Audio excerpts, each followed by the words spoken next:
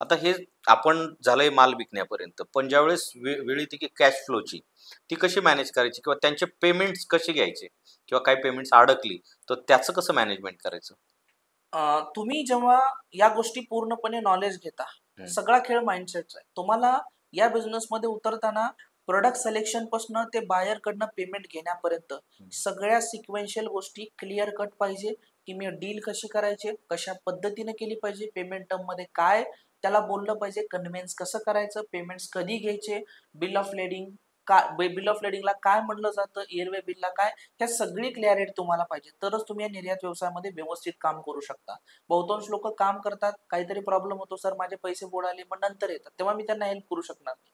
तर एकच गोष्ट सांगेल की काम करताना तुम्हाला ऍडव्हान्स पेमेंट बद्दल माहिती पाहिजे. ऍडव्हान्स पेमेंट आपण मोनोपोली प्रोडक्टला कसं मिळवू शकतो, जर ऍडव्हान्स मिळत नसेल तर तुम्ही एलसी वरती सेफली कसं काम करू शकता.